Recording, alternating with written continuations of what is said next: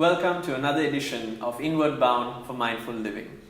Mr. Suryarachi, I think we should get right into it pretty much. For the past dozen or so episodes, we have actually gone way down the rabbit hole, so to speak, and spoken about various topics, both simple and complex as well. But I feel now is the time, considering the fact that we will actually be having our very first live session very soon, that we recap and sort of revisit those basic principles where we actually started off. So how do we proceed, Suraj? I think what you said is true, because when we have this on this series, then we have this public session, and I thought capturing some of the common concerns people raise when they start practicing mindfulness. Now, we have been always saying in mindfulness, what we are trying to do is to bring mind to the present moment and see what is happening without interfering. It's very easy to say.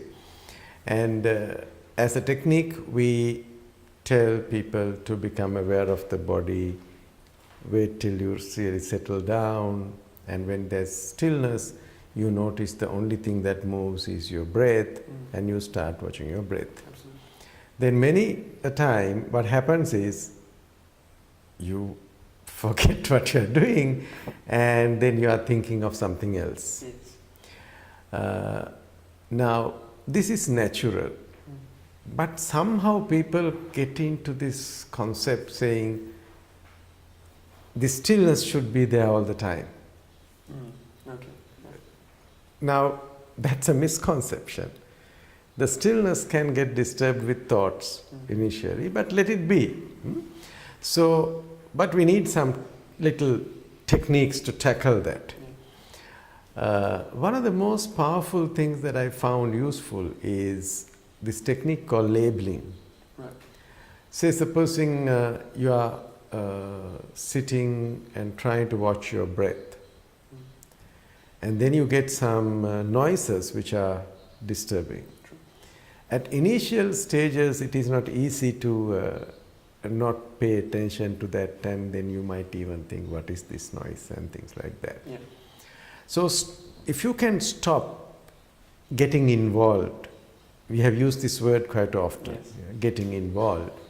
The best way is to label that whole process as one big category. Right. For example, hearing, hearing, hearing.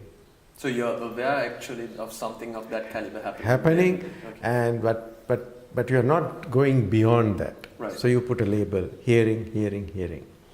Or you find that thoughts keep coming, or you think you are thinking. Just label thinking. Right. Then what happens is you stop getting involved in that. Yes. In fact, for example, say something keeps bothering you. Yeah. Something irritating happens and it keeps, pulling you back, constantly. Now, how do you get out of a situation like that? Then the moment you are, thinking of the same thing, so you say, I'm thinking.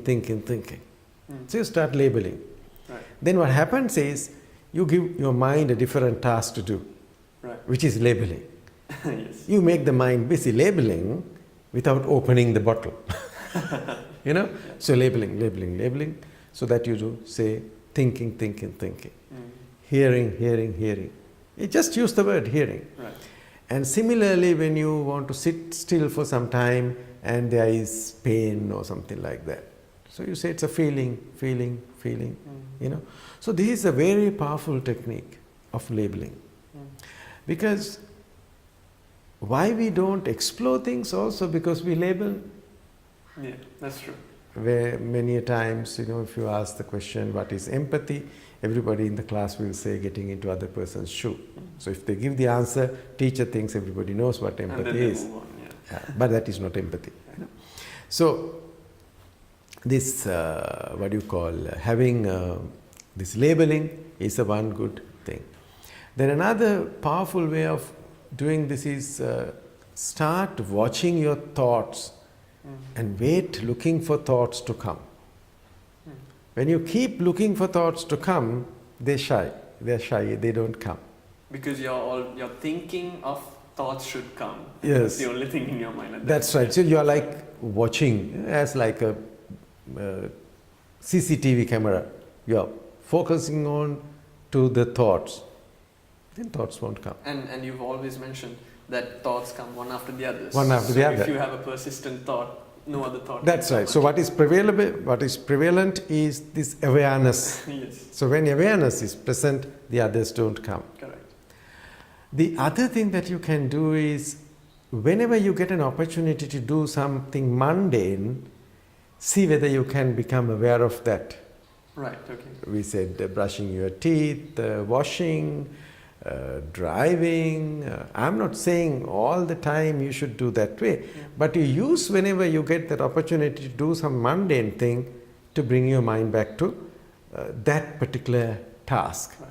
So that you are slowly disciplining your mind very quickly get back to what you are doing. Yeah. So it works both ways. When you do that, it is easy for you to bring your mind to the present moment. True. And when you keep practicing this, then comes the benefit. When you are doing, if you are getting distracted, you become aware very quickly that you are getting distracted. Then you bring your mind back to it. Right, yeah. So that's another thing to do. And third, or the fourth one that I can suggest is try having a regular time slot in your diary to do some formal practice. So sort of regiment it into your routine. Yeah. Exactly. So then your mind gets programmed, now it is 6 o'clock, I need to sit and observe my breath. Right. Or before you start work at office, you stop for a few minutes watching your breath.